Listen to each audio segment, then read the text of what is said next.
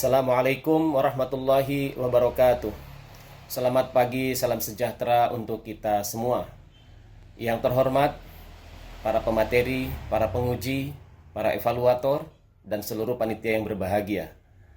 Izinkan saya Eva Ainul Falah sebagai peserta workshop Latsar CPNS yang diselenggarakan oleh Pusbangkom, Manajemen, Kepemimpinan, dan Moderasi Beragama Kementerian Agama, bekerjasama dengan Lembaga Administrasi Negara. Izinkan saya akan memaparkan strategi pembelajaran terkait dengan materi Latsar CPNS Agenda 2. Materi Agenda 2 ini merupakan materi yang bertujuan menanamkan nilai-nilai ASN. Ada 7 nilai ASN, yaitu berorientasi pelayanan, kemudian akuntabel, kemudian kompeten, kemudian harmonis, loyal, adaptif, dan kolaboratif. Itulah 7 nilai ASN yang harus dimiliki, terinternalisasi kepada seluruh calon aparatur sipil negara. Dalam menyampaikan materi ini, tentu kita memerlukan strategi-strategi tersendiri agar betul-betul nilai itu terinternalisasi. Karena menginternalisasi nilai itu bukan sesuatu yang mudah. Namun dengan strategi, mudah-mudahan kita bisa menanamkan agar ASN yang mengikuti Latsar itu betul-betul memiliki kesiapan menjadi ASN yang profesional, ASN yang amanah, ASN yang betul-betul sesuai dengan sumpahnya akan mengabdi kepada negara secara loyal, secara penuh dedikatif.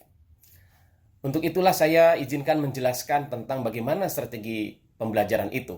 Pembelajaran Agenda 2 ini terdiri yang secara sinkronus terdiri atas 2 tahap. Yang pertama adalah e-learning, yang kedua adalah klasikal. Yang e-learning terdiri dari 2 tatap muka di hari keempat dan di hari ke-7. Kemudian pada saat klasikal akan bertemu dengan peserta di hari kedua tatap muka secara klasikal. Di tahap kedua ini, peserta akan mendapatkan materi sebanyak 9 jam pelatihan.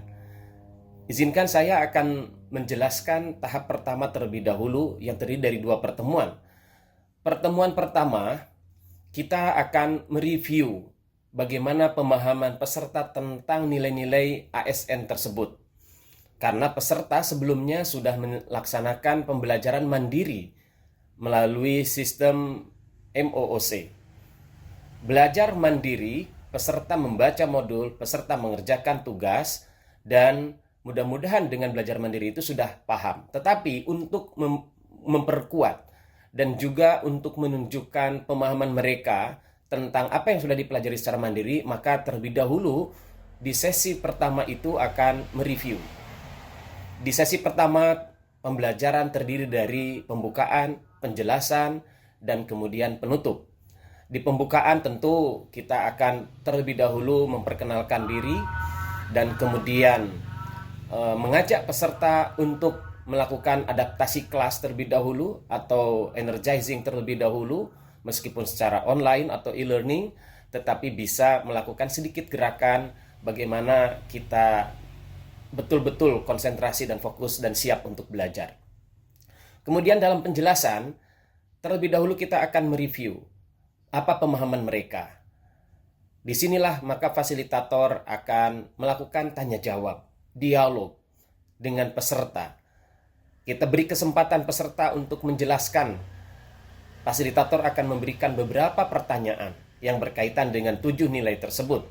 Misalnya tentang berorientasi pelayanan.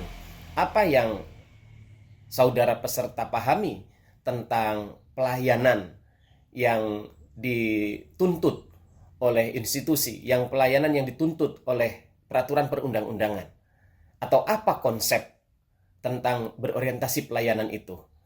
Apa bedanya pelayanan prima dan pelayanan tidak prima? Nah, itu salah satu contoh bagaimana kita men-trigger atau menstimulasi peserta dengan pertanyaan untuk mereview ataupun mengingat kembali apa yang sudah dipelajari. Begitu seterusnya dari mulai nilai yang pertama, yaitu berorientasi pelayanan, sampai nilai yang ketujuh, yaitu kolaboratif. Setelah itu kemudian kita mengajak peserta untuk menonton video. Fasilitator akan menayangkan video, beberapa video yang terkait.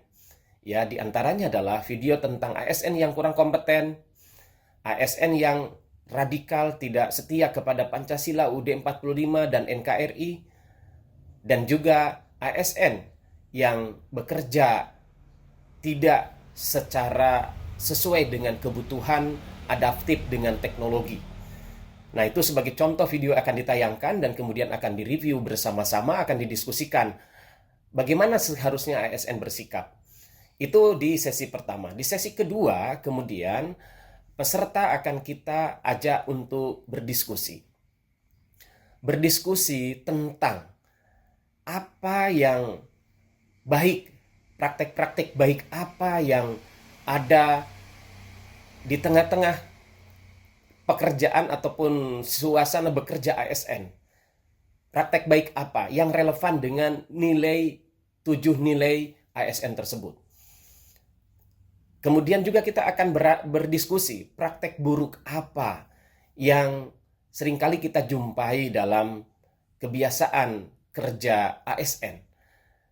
Nah, dua ini akan didiskusikan dan kemudian akan